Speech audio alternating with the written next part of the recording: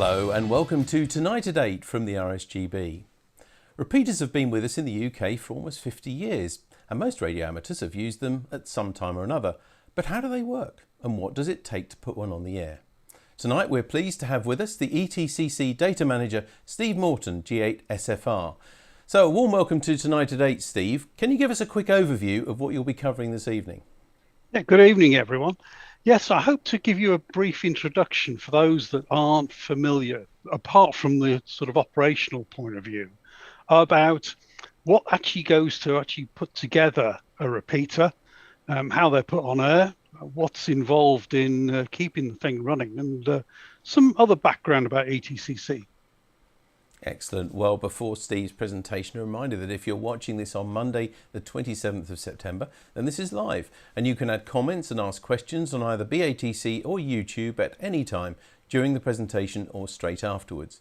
Please include your first name and call sign if you have one within each message. And also please note that you can make this video stream fill your screen on most devices, usually by double clicking on the picture or pressing the full screen button. But now it's time to go back to Steve to find out all about repeaters. Well, thank you, David. And again, welcome everyone.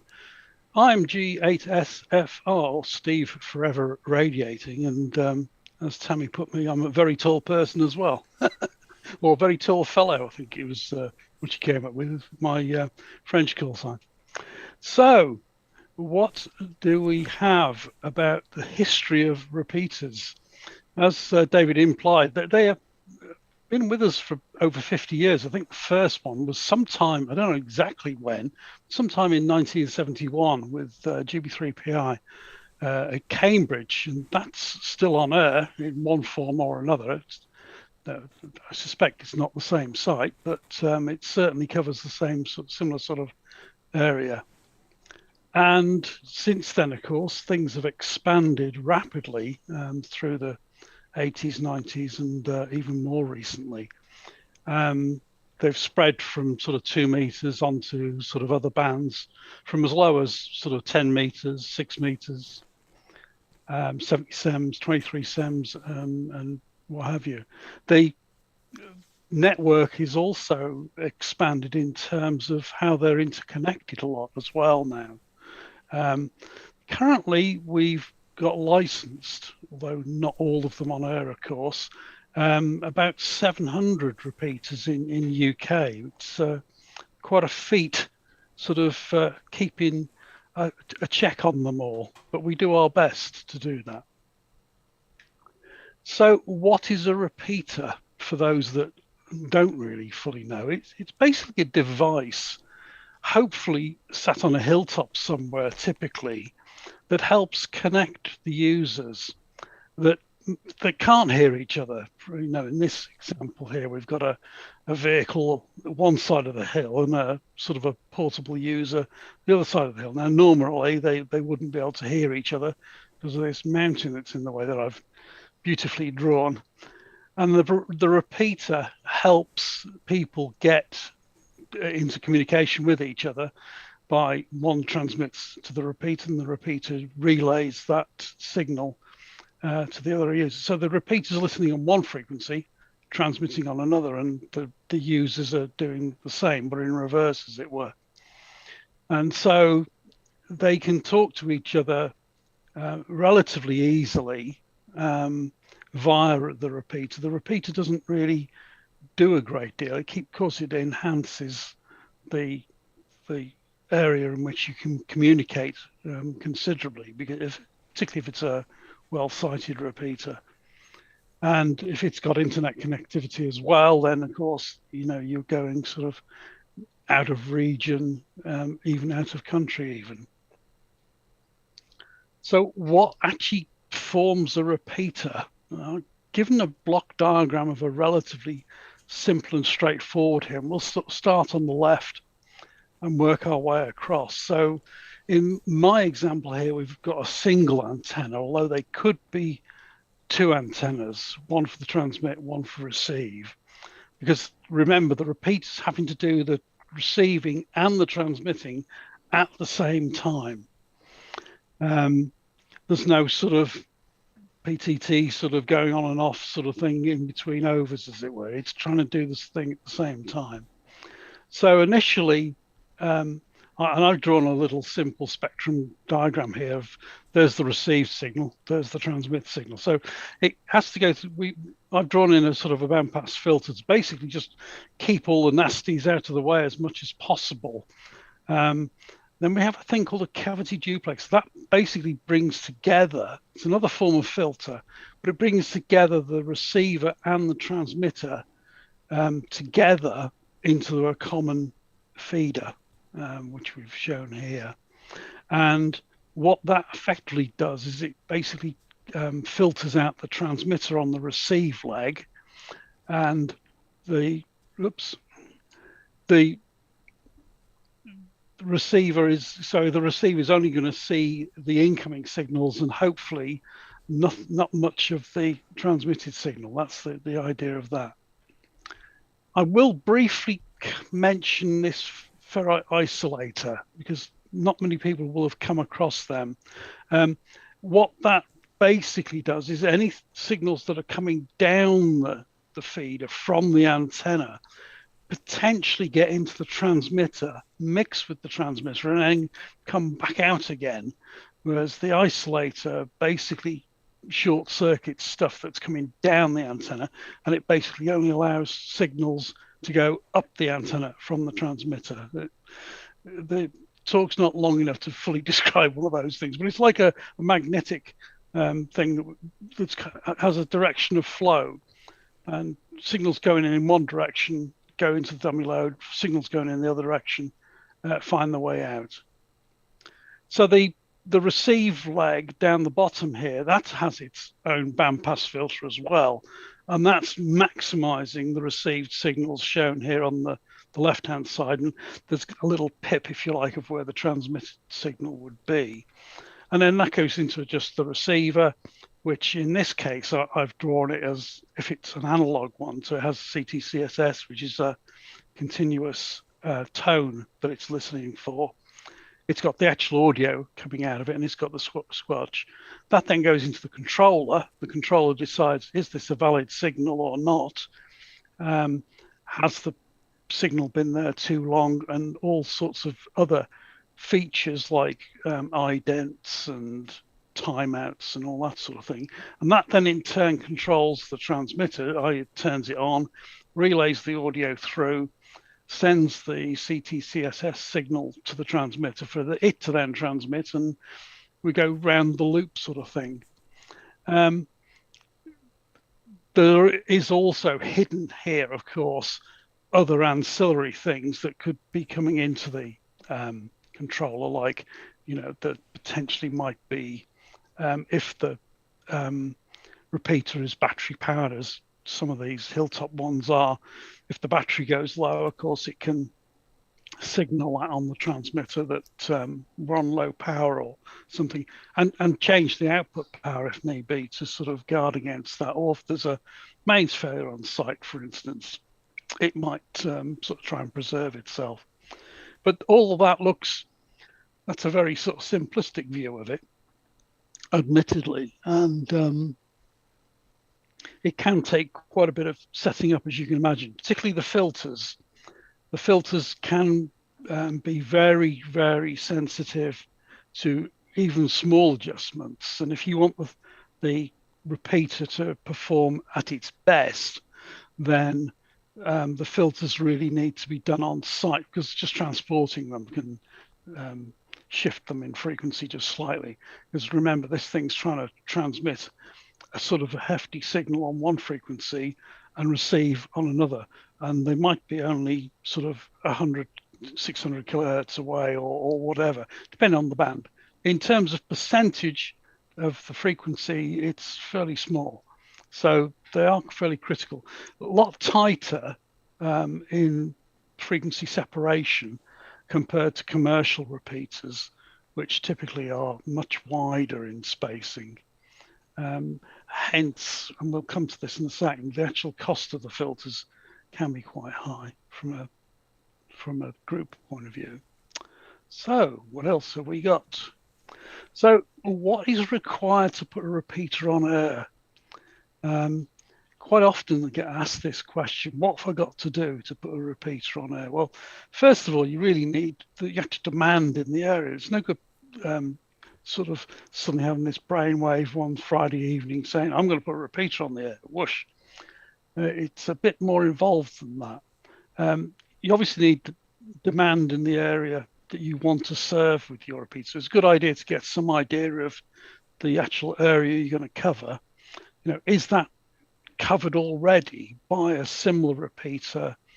Maybe not exactly in the same town, but in the similar sort of area. Do you have sufficient funds available? These things do cost quite a bit, and it can be a bit of a shock if we sort of say, there you go, get on with it. And then they go, oh, didn't realize it was going to cost that much. A suitable site, one that you can gain access to, which is a bit of a sore point, I suspect, under COVID conditions, because a lot of people not being able to get to site for various reasons, particularly if it's on a hospital site or similar. So a suitably accessible site, and the problem with that is the cost of sites these days can be quite prohibitive unless you got a fairy godmother sort of in the wings, as it were. And this is where I come in, I suppose. The availability of spectrum in your area. Again, you might find a suitable site. You might not be covered terribly well in your area, but to add another repeater in your area is difficult and all the rest of it. And I've got my famous quote of the radio spectrum is already packed. And unfortunately, they've stopped making any more of it. I didn't invent that one, someone else did, but it always chuckles me when I see it. For an NOV to be issued, it has to be a full licensed person. So you need if you're not a full license holder yourself, you need to find one that is and willing to take on the responsibility for the repeater. You can help in the background with technical stuff and doing all the other ancillary things, but there is a responsible person in the form of a full license holder is the key, if you like, to getting the actual NOV issued, because it won't be issued otherwise. And time, it's the time element. And if the repeater is sited at your house, for instance, remember you are potentially losing the use of the band that repeater is sat in. Whilst the repeater is going to be filtered fairly well and will most probably cope with you operating reasonably close to it without too much hassle, your own receiver, unless it's filtered as well, will not get on terribly well with this repeater blatting up and down in the background sort of thing. So that can put people off, the fact that they can no longer use 2 meters for their favorite pastime or 70 SEMS or whatever band it is. And so I come to sort of supporting your local repeater group because, again, money, and we're being realistic in a way. And I asked my fellow committee members for some guidance on this one as to, how much do these things cost to put together? Because I'll be honest, I've not actually put a repeater on air, but there you go.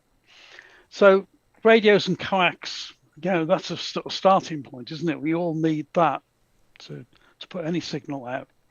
And they're often donated anyway. The people might have sort of spare kit lying around or some spare lengths of decent coax. And you are talking of at least sort of RG213, UR67, that sort of thing, not RG58 and similar. A decent antenna will cost you most probably in excess of £100, because don't forget, these things, if they're on an exposed site, they are going to be subject to fairly high winds, particularly in winter. Icing can be a problem, and some of the normal amateur commercial antennas have been known to fail quite sort of quickly in service. They get water inside them or similar. Might be fine on your own sort of house, low down sort of thing, but stick it on an exposed site where it's being buffeted constantly, and it might have all sorts of side effects. Those duplex filters I was talking about, they can be quite expensive, particularly for narrow spaced repeaters. So if we're talking 70 SEMS, that's the sort of 1.6 meg split, 2 meters, 600 kilohertz split. There aren't no wide split 2 meter ones. On 70 SEMS, we do have 7.6 and 9 meg spacing available, which makes it a little bit cheaper in terms of being able to buy something off the shelf. Rigging, unfortunately, unless it's just your site, if it's a commercial site you're going on to, the site owner will insist on you using their riggers or commercial riggers that are full. They have, full risk assessments and full safety requirements and all the rest of it, because if they're adding an extra antenna onto the mast, they will have done some form of assessment of extra wind loading and all that sort of stuff. So they want it done properly. And okay, you're only going to do that in the initial phase, but that can be quite expensive, sort of even as a one-off sort of thing. Then there's the sort of ongoing costs of site rental. With the advent of mobile phones and what have you, farmers and the like have suddenly got aware of how much their small plot of land is worth on a hilltop, and command rents more so than ever before. Electricity costs, quite often that is included in the site rental, or they don't even bother to ask you for it.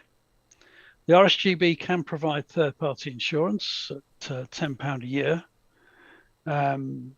per repeater, I think that is.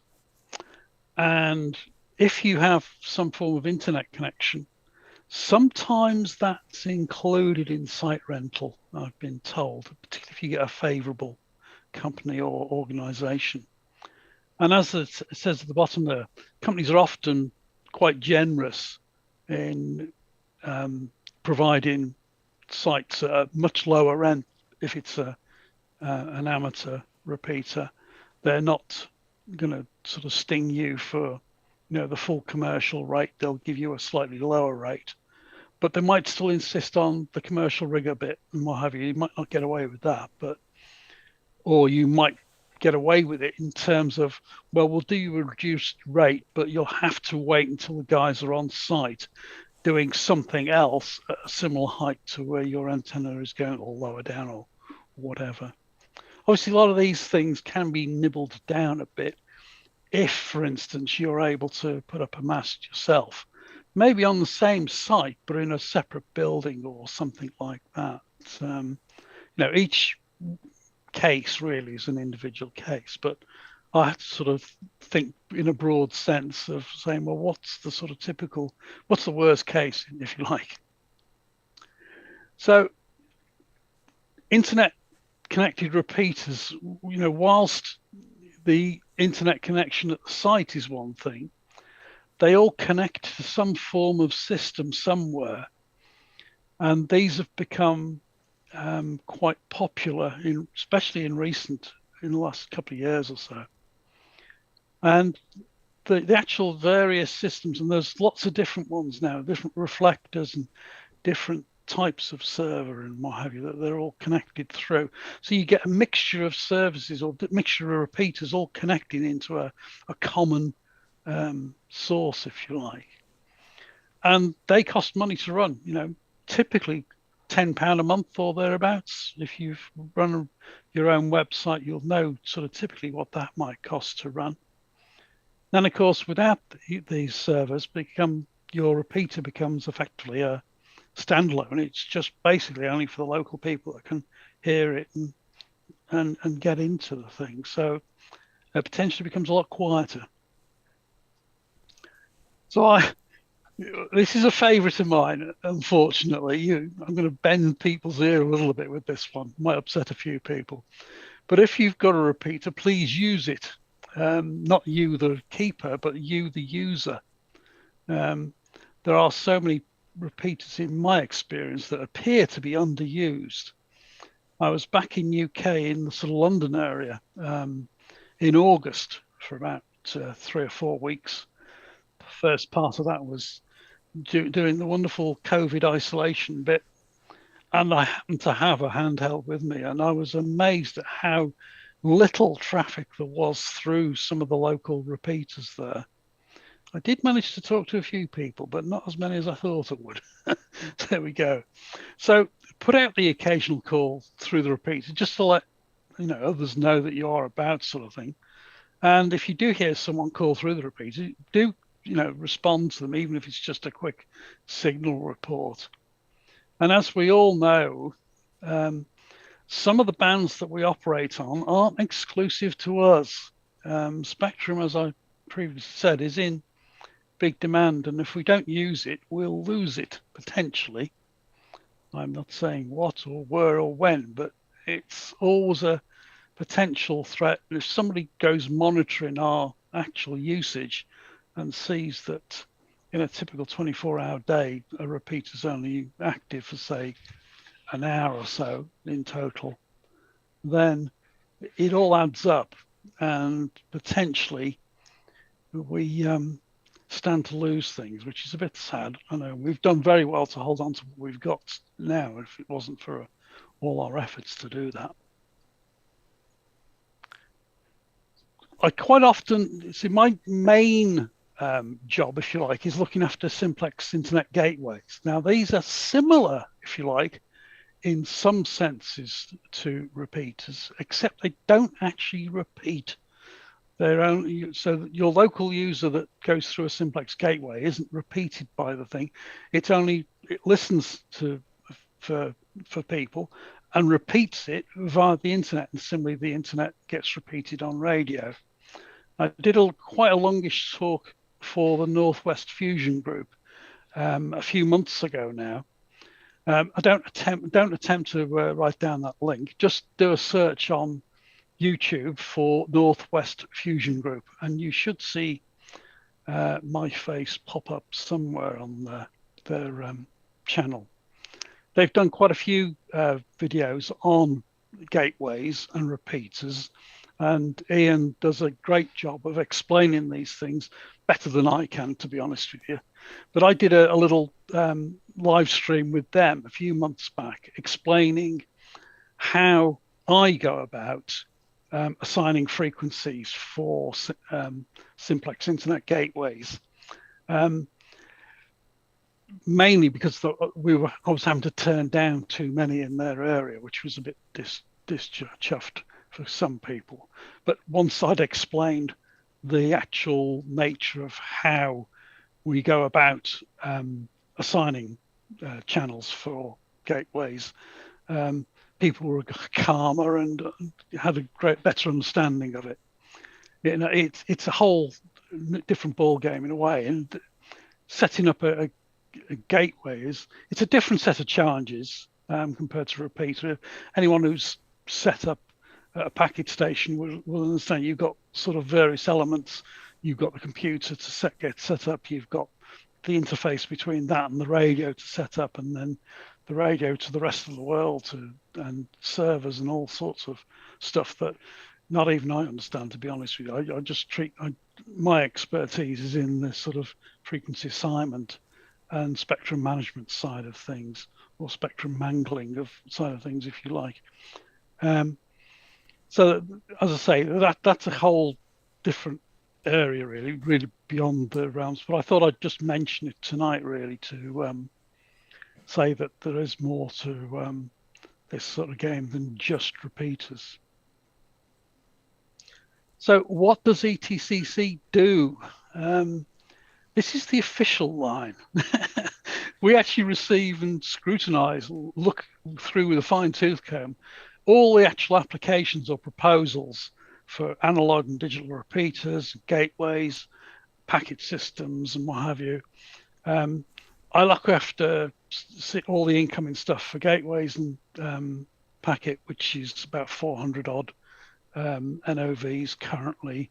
And I get involved in the frequency assignment of all the repeaters that come through as well.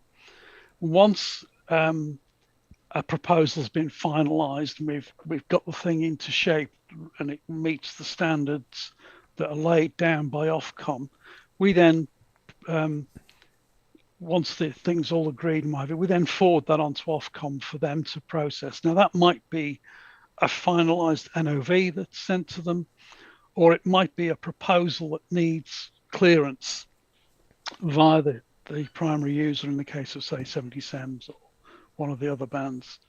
And that can take some, several weeks or months even in some cases. And so we have to make sure that everything is sort of buttoned up and all okay before we finally send the thing through. And occasionally we do liaise with Ofcom and other parts of RSGB and user groups and all that sort of thing. We represent the actual committee at rallies and clubs and summer events, and an event like this evening. What we don't do is we don't police the bands. That's not our remit. That's down to Ofcom to look after the bad boys, as it were. So we don't go around sort of knocking on people's doors or anything like that. That's somebody else's job. Now, long time ago, I found this book lurking in my bookshelf. The International FM Guide. It sounds like a grand title, doesn't it? But in that, it had all the details, and I'm showing on the right-hand side here a typical page for GB3PI, no less.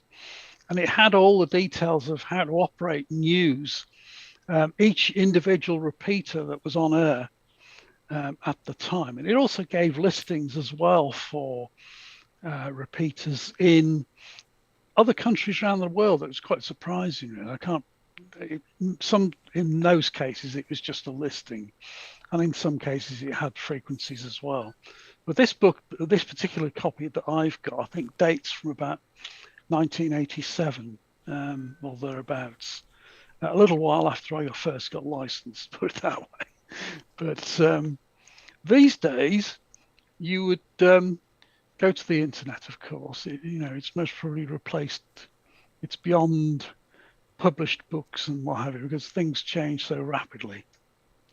So if you want to find out more, you can go to ukrepeaters.net, where you will find lots of listings of voice repeaters, data, and gateways and what have you, listed there in frequency order and all the rest of it.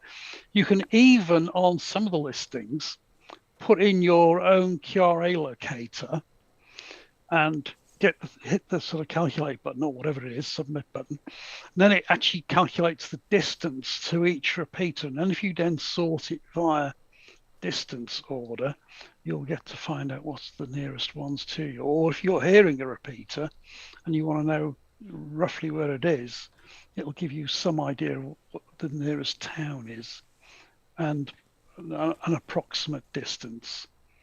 It's not that accurate, but it'll give you a fairly good idea of how far the thing is away. We have a guide to repeater licensing, which sounds it's a great cure for insomnia at night reading through that. It runs to several tens of pages, and I sort of help put the thing together. Again, that link is a long link, but you will find we'll obviously post links to this further later on. It does have a step-by-step guide to filling out the application form if you're putting in an application for a repeater, a Simplex Gateway, or a packet system or whatever. They all use the same form, but in slightly different ways, I suppose. But what I've done is I've done sort of screenshots of different sections of the form that you have to fill in, and then there's explanation notes underneath each screenshot, sort of thing. There's about 6 or 7 sections, I can't remember. And going back in time, there used to be an MPT document, which is dating back to when the days of the Radio Comms Agency, and before that even, it was the Ministry of Posts and Telecoms, hence MPT. And they put together a standard or best practice for radio site engineering. And subsequently, that document's been taken on board by the Federation of Communication Services, or FCS. And they've sort of updated it. It's a really good document to read through. And if you look at that address there to fcs.org.uk/best-practice, it's got lots of good tips on putting together radio systems, particularly on shared sites. So not just shared with other amateur users, but other commercial users as well, and the sort of practices you need to adopt before you consider it, or even before you even think about doing it even.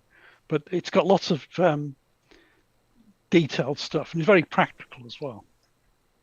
And of course, rsgb.org. And that is it from me. So any questions? Over to you, David. Thank you very much, Steve. And as you say, we're going to add those links onto the YouTube channel in the next few days so that people can click on them and refer to them. But if you'd like to ask a question to Steve and you haven't already done so, then please do it now on either YouTube chat or BATC messaging. And please don't forget to include your first name and your call sign if you've got one. And actually just mentioning something like that, a special mention I think has to go to a gentleman called Matthew Fowler, who put a note on there that he passed his foundation licence today. So well done, congratulations from all of us here at the RSGB, Matthew, and we hope you enjoy the hobby. So Steve, let's get on to our first question. We've got a question now from Sean Finch, who says, can a repeater have joint holders? Unfortunately not, no. It's the actual NOV is under one person's, it's a notice of variation on a license. Therefore, it has to be one named person. Now, in terms of can it be joint, there has to be a named person that's authorized to turn it on or restore it to power if there's been a shutdown of some case. Now, whilst that's a named person, that person can delegate it to someone else, but as long as they know that it's been turned on, the other person just doesn't turn the thing on just because, oh, I found it switched off, I'll turn it back on again, sort of thing. So no, unfortunately, it's actually attached to one person's license. Therefore, it has to be only under that person's license and not someone else's. Also, it can't be a club call sign. It has to be an individual's full license. Yeah, I was just going to actually ask you that, Steve. Just extending it slightly, could it be a club or an entity like that? But it has to be an individual person, basically. Yes. Who's basically taking responsibility for it, I guess. Yeah. Okay. Now we've got a question from Tom, MM6IRQ. Says, does the RSGB compile any statistics on operation costs from holders of repeater NOVs?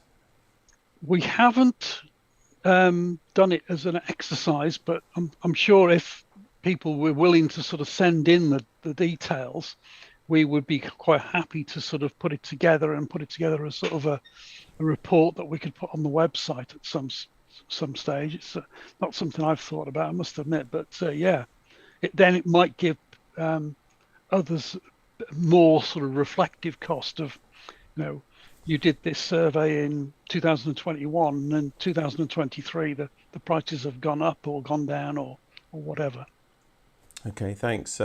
Sean Finch has come back with another sort of part B to his question as well. Does a site relocation need a full new application? Yes, it does, because so many things change, and if it needs to be re-cleared, then I'm sure they don't want to take the existing repeater off air sort of whilst we're getting clearance for the new site sort of. So yes, it needs a full application. Okay, thank you. Now the next question comes from ENG0VGS from the Northwest Fusion Group. It says, there's quite a responsibility in running a repeater. You're responsible for the traffic through it, and it's worth stressing that you're sure that you really want to do it, Steve, is what he suggests. Yeah, totally agree. Okay.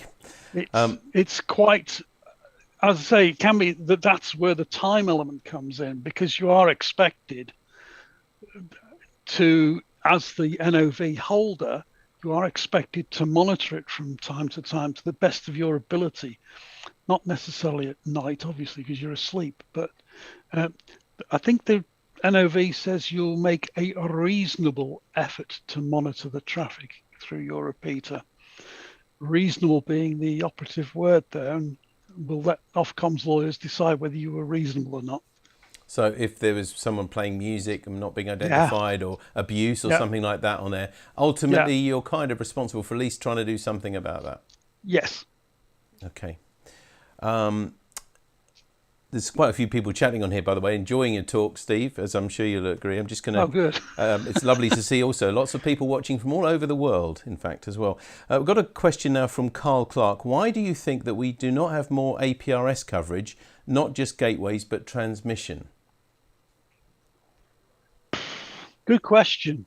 It could be that, you know, people have lost interest in it, maybe. I don't know. It's definitely a thing that's died down compared to when I first got involved in packet radio back in the late 90s. You know, a lot of things have moved on. People have went away from packet, and sort of voice sort of came along and sort of took over from it in terms of interest. Basis, really. We can only react really to the sort of demands. If you think back to the 90s, we used to have 6 or 7 different packet channels. We're down to sort of 3 now. So, and that's really, we're sort of reacting to the demand for spectrum and what have you. We have to reuse what spectrum we have. In the case of APRS, of course, it's just 2 frequencies of 144.800 and 433.800 where it's not available. But no, I don't honestly know. People, maybe it's the difficulty in sort of setting up that type of station, because there's a few extra hoops to jump through, isn't there, in terms of the actual technical side. It's a bit easier in some respects, I suppose, but compared to what it used to be like. I think we must be blessed here in Norfolk, because I can speak from personal experience, because I run what's called a digipeater, which is an APRS repeater, as you know, and there's several of us here in Norfolk, and we do it by radio. But I realise that's not going to be everywhere. But I think we've pretty much covered Norfolk with our Norfolk APRS group. Certainly, packet overall, not just APRS, but packet radio in itself, is not fragmented, but it's in small clusters of activity. If you look at our listings, you will see that Scotland has quite its own little network of stations, several of them together, and then it's sort of isolated areas. As you said, Norfolk is fairly well covered for APRS and what have you, but there's no real limits on them. There's no sort of there isn't so much of clashing of operations with packet. You know, it will sort itself out if it's a busy channel. And because we're using just 2 frequencies of the spectrum, we've got a question now from Stephen McBain. Is there a process for the transfer of an NOV to a new keeper where the old keeper is medically unable to sign it over? He says this because he's waiting for a response from our local rep, but thought that he'd ask you now. Yes, it's a difficult situation that we have had this problem to deal with several times over, even when a keeper has passed away, which is rather sad when that happens, of course. And of course, then we do have a change of keeper process. So if both parties are alive and kicking and talking to each other and what have you, that is fairly simple and straightforward.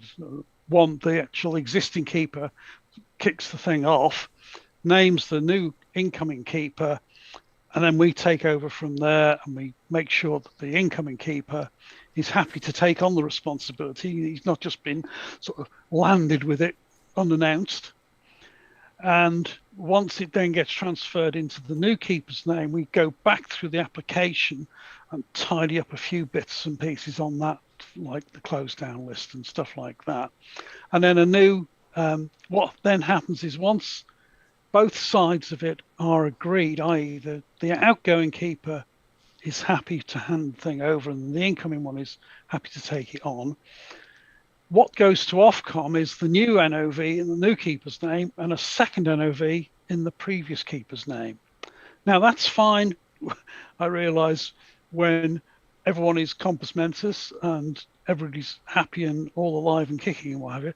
But what about the situation that you've just described there, where one of them is either incapable or not quite, medically not quite with it sort of yet? We have used in that situation where the person has I can't remember the name of it now, where somebody takes responsibility, like a guardianship of their affairs. Normally, this would be their bank account and their health. Is this a power of attorney? Maybe? That's the word I was looking for. Yes. So if someone's got a power of attorney, then we can take it from there. And if need be, we've even had submissions done via a very short video call or a video message type thing, just basically to prove that they are the person involved and what have you. If you've got that situation in hand at the moment, then contact your local ETCC rep or the ETCC chairman, both available via repeaters.net, and they will try and help you as much as they can to sort through that issue. Worst case comes to the worst, what will most end up happening, and this is the sort of worst situation, is the NOV doesn't get renewed and the thing just sort of times out after the 3 years is up. So then of course it goes back into the melting pot and you can sort of start again. But you don't want to do that because it's a lot more aggro starting from scratch compared to being able to transfer it from one person to another. It occurs to me, Steve, I just wonder if there's possibly a case, and I don't know whether you'd be able to do this, maybe a repeater keeper could actually name somebody who, in the event of them becoming incapacitated because they're ill or because sadly they've passed away, just someone to sort of take the mantle and take a bit of responsibility for the repeater while it's being transferred? Yes, what they can do, of course, is that they can put together some form of statement or document. In the case of my incapacity, I give the go ahead for this NOV to be transferred to this named person or whatever, and then lodge that with the power of attorney or whoever it might be. Sadly, it's a more occurring fact these days because we're all getting older. The amateur population in general is getting older, so it is happening more and more often, unfortunately. Okay, well, thank you. Whenever I see silent keys pop up on RSGB News, I do sort of quickly scan down the call sign list on the gateways and things to see if they're one of my customers, as it were. Yes, it's a sad thing, but it happens. Okay, well, thanks for explaining the position on there. We've got quite a few comments and things, and nice to see the chats in between people. We've got a comment from MM0XET, not really a question, but just says that GB3AG has a Storno radio fitted. The repeater box was built in 1974 and is still in use, even with a 1750 hertz tone. Cheers, Gary. They said that's lovely to see, isn't it? Now, our new licensee today, who passed his foundation again today, Matthew Fowler, says, thanks for the lovely welcome. Can a personal digital hotspot, brackets 10 milliwatt power type, for gatewaying DMR to the internet linked networks be run by a foundation license holder? No, sorry. Oh dear. He's obviously done his homework though to be able to ask a question like that, I think. Yeah, good for him to start asking that question. Yes. Gateways are the exception to the rule. All other NOVs that you can ever think of, and there are lots of them, are all worded with the word full licensee. And including the gateway NOV is worded with the words full licensee. Now, as I say, there are lots and lots of different types of NOVs, more than I cover. I only cover a small segment on them, and I quaintly think of people wallpapering their shack with them, and they seem to collect them. There's so many. Some people are issued with so many of them for different things. Most of them are repeaters, but the exception to the rule is gateway NOVs. Although it doesn't say full and intermediate. The Radio Comms Agency, my old employer from years ago, gave a concession in, I think it was around about the year 2000, to let intermediates run a Simplex internet gateway. Initially, it was on an attended only basis, but that was broadened eventually to allow them to run the unattended ones as well, subject to them providing the full closed down list and all the rest of it. Ofcom agreed to let it carry on for the time being, if you like, and they've never sort of muttered anything about sort of taking that away. But unfortunately for foundation licensees, you'll have to pass your intermediate exam before you can do a gateway to do relaying of DMR and what have you. Even at such low power, the power doesn't come into it, I'm afraid. It's the handling of third-party traffic and other such things. Now, one other exception, there's always these exceptions, and it's a bit of an oddball one.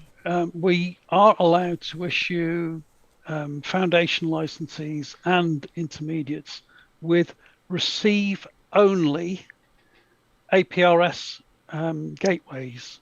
Now, you might think, why are you issuing an NOV when there's no transmitters involved? It's simple. Signals that come into your gateway can reappear back out after they've gone through the internet, out the other side on RF. And therefore, it's sort of best practice in a way that the route that these signals took were via MB7 stations. So in other words, ones that held an NOV. I know there are people out there that don't necessarily agree with that approach, but we don't stand in the way of people that want to do it with an MB7 call sign on a receive-only basis. And what do they use? Something as simple as an RTL SDR receiver, you know, one of these little tiny dongle things. I've got one kicking around my drawer here somewhere. That literally is a USB stick which you plug an antenna into, and with some magic software on a Raspberry Pi or similar, it can listen on 144.800 and grab the frames and relay them to APRS.FI or in Finland, I think it is. So there are quite a few of those around, and as I say, we do issue those as MB7R, so R being receive, just to make sure it's clear as that they don't transmit, sort of thing, when people see them come up in listings and things, or on maps or simple stuff like that. Well, there we are, Matthew. There's somewhere to go, and dare I say as well, it might be a good incentive to start thinking at some point about your intermediate, but enjoy your foundation first. A few other questions now. Sean Finch has come back and said, is a circulator actually required, or is that a recommended item to add into the TX path? It's only a recommendation, but you'll find on some commercial sites, it's you'll sign some form of agreement to go on a site, and one of the things they expect you to use is a circulator, because basically what it's doing is it's stopping intermods being generated on site. And on a very large, busy site, the number of frequencies being transmitted at the same time is, can multiply upwards quite rapidly. And all the intermods, again, it's just like a comb.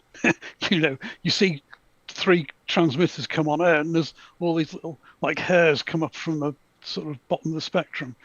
It's actually becoming a problem for amateur only sites as well now, because if you think about it, you could have a couple of 70 SEMS transmitters, one for analog, one for digital, and you might have a sort of a 2-meter one. And if we've not been careful and the 270 SEMS ones are 600 kilohertz apart, when the 2-meter one transmits at the same time as the 270 SEMS ones, you've got a signal popping up 600 kilohertz away from the 2-meter transmitter, no matter where it is, and it sort of deafens itself, as it were. Yes, I made that mistake once. Never again. We check against that one now. Okay. But yeah, it's only a recommendation. But you might find on some commercial sites, and I've picked that up from the FCS guide, that they'll insist on you having a circulator. Okay, thank you, Steve. Stuart G3YSX has says, do you think we will see single frequency repeaters based on one of the digital modes, such as DMR? We do have them already. There's one in Stoke-on-Trent where it uses 2 time slots. So it uses 1 time slot to receive on, and it transmits on the other time slot. So it's a single frequency, but it does the sort of receive, transmit, do, do, do, do, do. And of course, by being able to do that, it reduces the requirement for filtering. It still has a bandpass filter because it's shared sites with several other repeaters and what have you, but it doesn't need the very narrow bandwidth cavity filters. It just needs a simple bandpass filter. Okay, thank you very much, Steve. Graham Bohr, I've just seen the question there. We've got quite a lot of questions still coming on. I hope you're still okay. Yeah. An hour later for you, of course, in France at the moment. Yeah. Graham Bohr said, what's the situation on remote close down? I seems to recall that you had to specify that as well as the close down operators. Yes. Right. If we go back, I've been doing this stuff for 27 years or so. And if you go back that far back in time, we used to have to provide 6 close down operators, any 3 available at all times, and all available within 30 minutes traveling time of the site. And then no remote close down was permitted back then. It all had to be get to site within 30 minutes and physically shut the thing down. Wonderful. No end of problems doing that, especially when people moved house and didn't bother telling the keeper, and they'd move from one end of the country to the other. Things got relaxed. I can't remember the exact dates of these things. Around about the mid-2000s, I think, from memory, where that requirement was dropped to 4 closed down operators. The 3 available at all times disappeared, thank goodness. And they sort of said, you can have remote close down if you want. It's then gone further relaxed, even more so. And they've said, well, we've got the keeper's details. The additional close down operators is an option now. We actually, as a courtesy thing, ask for at least 1 extra one in case the keeper is on holiday and out of the country or whatever, or isn't available or can't be contacted for whatever reason. But by relaxing that part, they've insisted on the repeater or station being able to be shut down remotely from anywhere. So outside of the coverage area, not just inside the. When we had it from within the coverage area, you could simply use sort of DTMF tones on the receive frequency or something like that. Well, that's okay, but obviously it's useless for simplex systems because effectively it's potentially blocking itself out. So what we recommend now to meet that requirement, in the case of a remote site that doesn't have any internet connection to it, something like a GSM controlled power socket, and you can look these up on Amazon, they're fairly freely available. Or in the case of if it's at a home site or you have internet connectivity available, a WeMo type power socket which uses just Wi-Fi to connect. There's pluses and minuses to both types of systems. With the Wemo ones, you need a smartphone basically to operate the thing. With the GSM ones, even an old Nokia, you just send a text message to the thing, or you ring up the number, and that toggles it. It basically turns itself off. Now, so that's the situation. Fortunately, in all of the history I have of being on ETCC and DCC and all the rest of it, the number of instances of being asked to turn off a system are fairly low, very low. In fact, I can't remember the last time I was asked to contact a keeper to get the thing turned off. So it's best practice to be able to include that facility to just for your own peace of mind, if nothing else.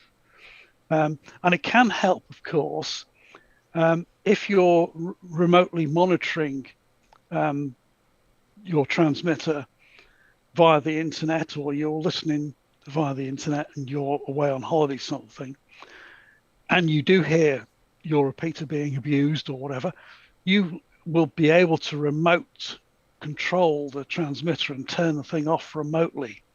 Not have to ring up your friend who's saying, no, sorry, I've got a dinner date tonight, I can't go up to the site and all the rest of it. Or it's heavy snow here, haven't you looked at the weather forecast? I can't get up there, or whatever. Oh, so the technology's there anyway, and of course, because we're all interested in technology itself, it shouldn't be too difficult. It's not expensive either. That's the beauty of it, and it's available, from your local Amazon. All right. Now, this is from James M0ZAH. Says that, are there any duplex regenerative packet nodes still active? And also, he mentions he very much enjoyed your document from 1997. Oh yeah, yes. There are no regenerative nodes around these days, unfortunately.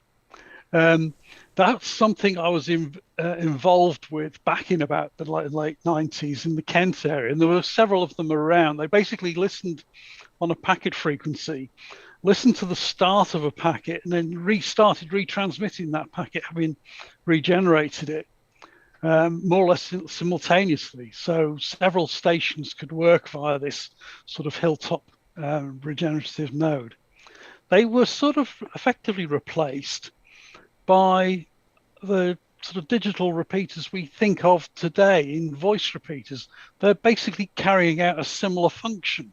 Once they're open and are sort of transmitting, they're basically just retransmitting a data stream, digital voice data stream in this case now, whereas I was doing it with 9K6 packet a long time ago. I've still got the kit. Good. I can send it to him if he's interested. Just as a one-off, if I can ask a question as well. You now live in France, as you said. Are things how different are things like repeaters and things in France? Are they very active repeaters, more active than the UK, or less? Or there's quite a lot of them. They do some real oddball things. They have linear transponders here. So you go in on one band and you appear on another band altogether, and it'll take all sorts of signals within the bandwidth of the thing as well. Until a few years ago, digital voice was illegal here in France, which was quite bizarre. And so did D-Star or something like that kick off? D-Star was not. You couldn't run D-Star or Fusion or DMR or anything like that on the amateur bands. It was quite bizarre anyway. And I have to say, RSGB and the people in the community helped our French counterparts get it legalized, and it's now widely used over here as well, or it's spreading. Put it that way. Okay. Good, thank you. So we've now got a question from Keith, M0KIL. He says, I spotted a crossband repeater, 28/50 megs, on the listings. Are these popular? No, that's the only one. And you will note, in that case, it's between two amateur primary bands. That's important because there is a difference between amateur primary and amateur secondary bands in terms of getting clearance for these things. That particular one can operate as a full repeater on each band, but they can be cross-linked on the actual within the sort of control side of things. But I'm not sure if that's one still on air or not, to be honest with you. No, it's still in the listing. Okay, I think there's quite a few people trying to help Matthew out with his question, suggesting, just summarising it for you, because I know you can't see these questions yourself, about you can do personal hotspots and things like that. Dav M0WDV has said the 70 centimetre band plan refers to 434.000, low power, none NOV, personal hotspot usage. So if no NOV is required for a personal hotspot, surely an M7 could do this, he says. Yes. But as long it's a personal hotspot where only he can get in and out of the thing. It's not for relaying other stations.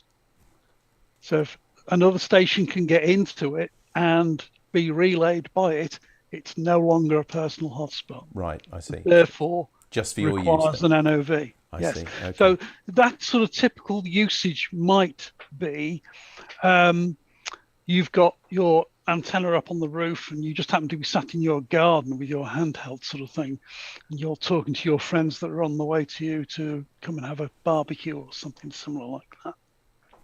But be careful about that, because the license is very specific. If you look, and I'm doing this from memory, 10.6 and 10 paras 10.7 of the license. 10.7 I think is the one that covers intermediates and foundation licenses, where it says remote control of the station, which effectively what a hotspot is, can only be done by amateur bands. It doesn't include via the internet.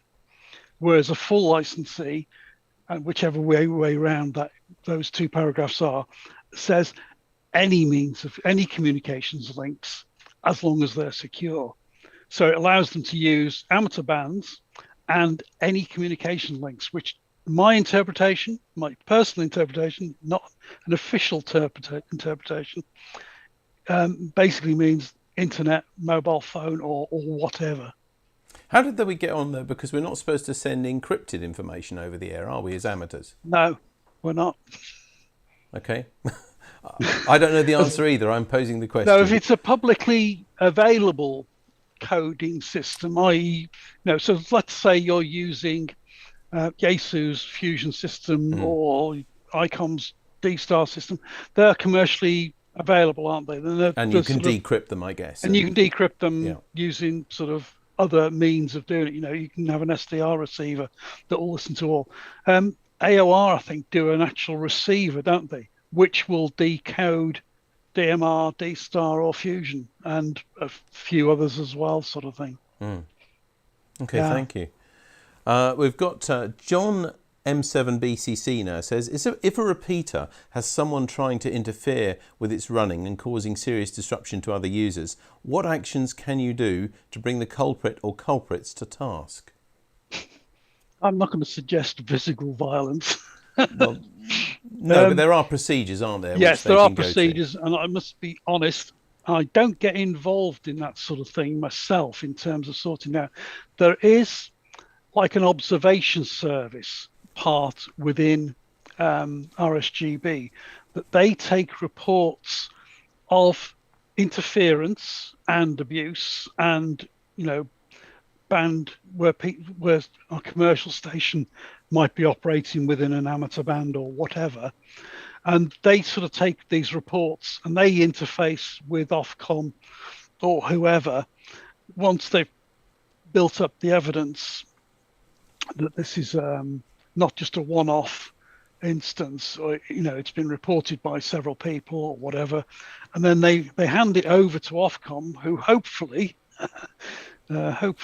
will take some action if they believe that whoever it is breaking the terms of their license or the WT Act or whatever. Okay. And if it's a case of foreign interference, i.e. it's a station in another country altogether, a commercial broadcast station that suddenly wanders into one of the HF bands or whatever, they will talk to the their equivalent of Ofcom in that country and ask them to deal with it, sort of thing. Okay, so admittedly, my answer is a bit broader than just repeater interference, but I think, like you, my recollection is the RSGB have a department though that deals with this sort of thing. I think it's OAS or something like that. Be on the website somewhere. So yeah, if you do get reports of anything like that, or you experience them yourselves, then and it's not. I think the general approach is not to react yourself to these people. Of course, just pretend they're not there, and then they go away a bit bored because they're not having any impact, or they don't think they're having any impact. Yes. Jonathan Nuttall says, modulation and encryption are two different things. Digital modes are modulation. Encryption is hiding data or comms behind the modulation. Other people, Stuart G3YSX, saying that he believes that crypto authentication is allowed. I guess we're getting a little bit off the subject of repeaters now, but you know, it's interesting. All interesting stuff. It doesn't matter. Absolutely good. Yeah, and Sean Finch has come back and said, does an FM analog repeater again need a new application if the keeper decides to run the repeater with an internet connection, i.e. HubNet, etc.? No. Para 2 of his repeater NOV states that he can connect the repeater directly to other communication sources or other networks. I think it's worded out. It's not particularly well worded, or it's not particularly obvious in the NOV what that actual Para 2 means, but it basically means if the repeater is at a suitable site that can have an internet connection direct to the controller, he doesn't need an additional NOV to connect it to the internet. If the internet connection is via a radio system, i.e. via an amateur band to, say, someone's home location, and the internet connection is at that home location, then yes, an NOV is required for that link, and they'll come to me for that because I'll process the thing.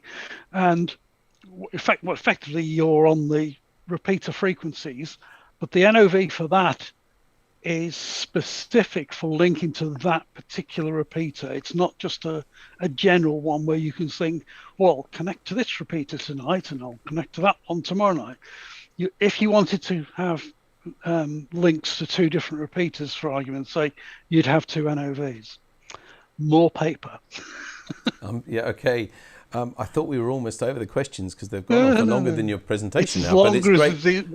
As I left my talk rather short because I knew that it would generate lots of questions. It certainly has. And by the way, I should put in this point, a moment ago we talked about repeater abuse, in fact, indeed any on-air abuse. Yeah. And my colleagues at the RSGB have come back and talking about the operating advisory service. There you go. And if you want to know details about that, you go to this link. It's rsgb.org/OAS.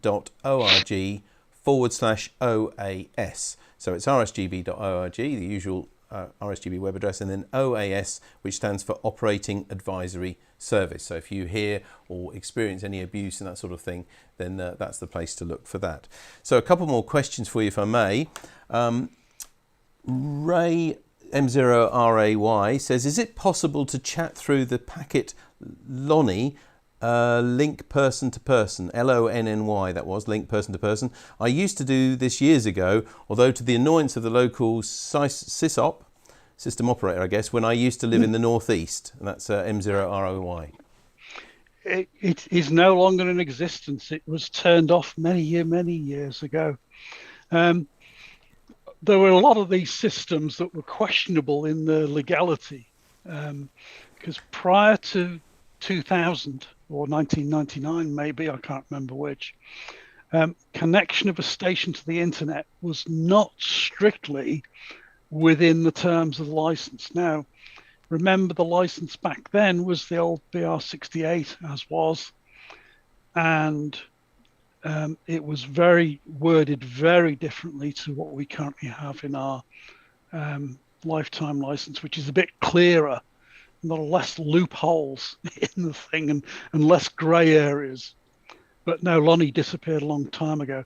I think in actual reality, and I can't remember, and don't quote me on this, I think the chap that ran the London end of Lonnie which was London, New York, and NBC had an office in London and an office in New York, obviously. Maybe I'm slow on the uptake. I've just realised that LONI stands for that, London, New York. London, Sorry. New York. Yeah. And it was literally a packet link from Centre Point in London via Paris to, I can't remember what the building was in New York. Might have even been the World Trade Center, or the World Trade Center, maybe. I don't know. Anyway, whatever. And yes, you could link through LONI as if it was just, a point-to-point link.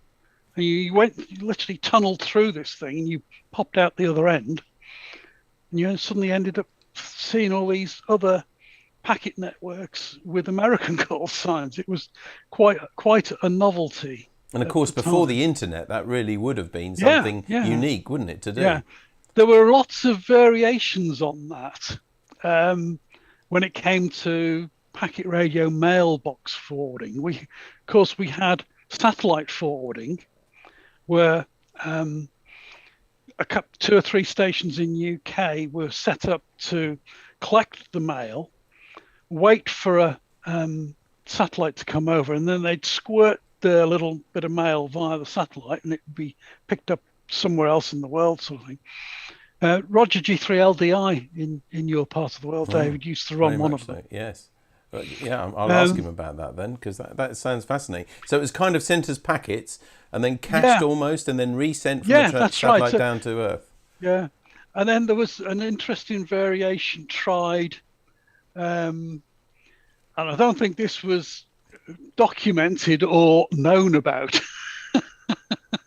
but I won't give any names or call signs away. But there was a system on a cross-channel ferry that used to go to the Channel Islands, and steamer net that was. It would pick up the mail or whatever when it was in harbour in Southampton or Portsmouth or somewhere, and of course it then did a 4-hour journey across to the Channel Islands, or however long it takes, and then local mailboxes there would collect the mail when it came into port, sort of thing.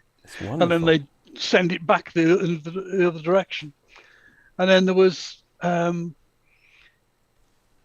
postman Pat forwarding in the form of, I think, up in some of the remote parts of Scotland, where someone would literally put mail messages and bulletins onto a floppy disk and put it in the post, and it was taken by the postman to the mailbox at the other end of the country.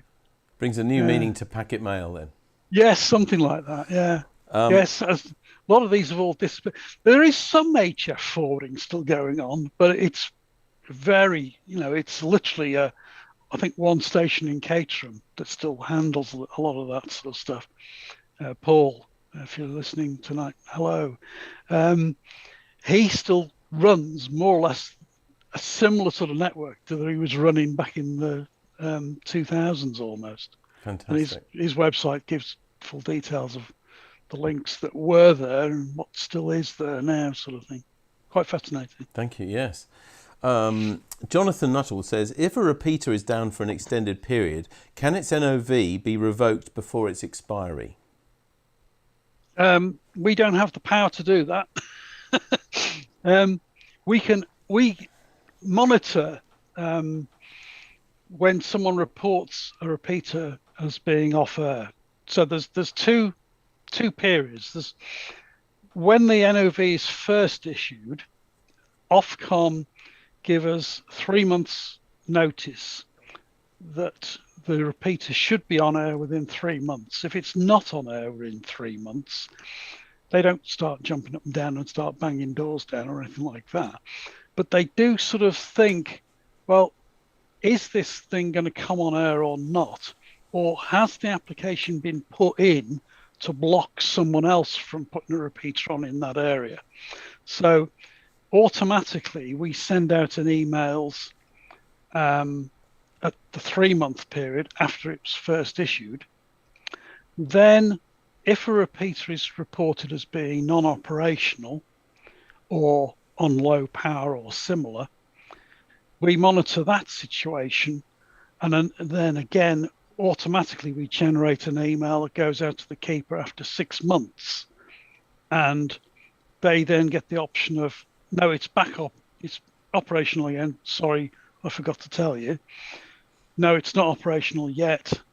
And that just basically resets the timer. Or, sorry, I can't, this is just proving too much of a hassle for me to get the thing running again, or the thing is broken and it's costing too much money, or whatever. And this is a bit complicated because they call the cancelling of an NOV a second NOV. That doesn't mean you've got an additional one. It's their terminology for saying to put your license back to as it was before you had an NOV. And unfortunately, they call it a second NOV. Okay, so it's effectively cancelling out the original NOV. Okay, one last question, I think, for you now, and you've well-earned break. This is from Sean Finch. He says, this is his last question from me. If a repeater wishes to have its currently licensed RF output raised, can this be done? And if so, how? There is a limit to how high we can go. Normally, and again, you won't find this in the license anymore because the bit that was in the license under BR68 days was removed. But notionally, we've worked on the basis of 25 watts ERP for remote sites where possible. Now, where a repeater is within an urban area or within a town, that is normally reduced to sort of 10 watts because particularly a 70 SEMS repeater, it's operating in amongst lots of low power devices, key fobs and door openers and all that sort of stuff. And a repeater has a lot of potential, if you like, to block the operation of those. Now, whilst a low power device has no legal protection against interference, unfortunately, your neighbours jumping up and down can be a little bit off-putting, to say the least, or somebody turning up at your doorstep with a baseball bat in their hands saying, you can take that thing off her because I can't get in my car. In fact, the key still works, put the key in the lock and turn it. It is beside the point. But no, if the problem we'll have, though, in most cases, so let's say we've set the power at, say, 10 watts, and you say, well, 10 dBW, that's okay, but we'd like it a bit higher. The problem will be, one, if it's on a secondary band, we'd have to get the thing re-cleared again, so it'd have to go through the operation again, and it might get turned down, even on the same frequency. It has been known. So it might be turned down completely. So you'd be sort of without a repeater altogether in that case. You wouldn't be able to sort of come back on air again. The other problem we would most probably have, which is more likely before you can get to that sort of issue, is in some areas we are so tight for spare channels. I'm looking at you, IO83, northwest of England. Not that I have anything against you, I come from that area myself. That virtually every channel, 2 meters on 70 SEMS, they're all in use somewhere.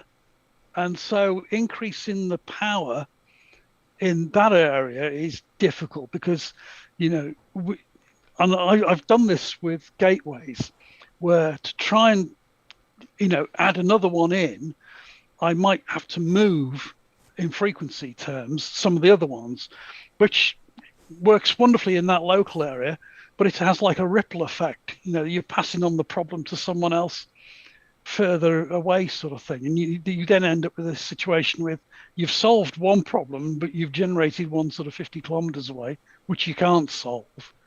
But if you've got a situation where you only put in for, say, 5 watts and you want to raise that to, say, 10 watts, that might be perfectly feasible.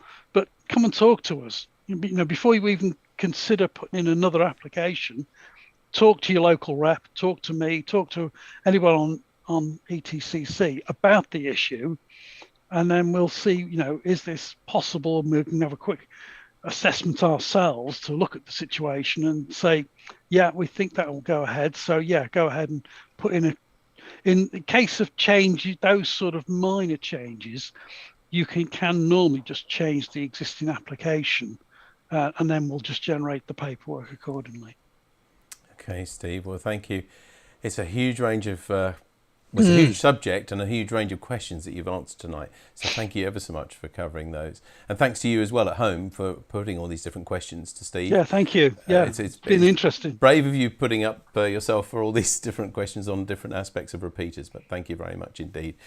So that does conclude this webinar, and thanks once again to Steve Morton at G8SFR. And we hope you've enjoyed this Tonight Today, and that you'll be able to join us next time. We'll be finding out about the journey and development of the exciting range of SBITX SDR transceivers. Now, if you'd like to see details of that and other webinars, or to send any comments or feedback to us, please visit rsgb.org/webinars. Now, before we go, just time to tell you that the RSGB is holding its 2021 online convention on Saturday, the 9th of October, and you are warmly invited. Here's a quick look at what to expect.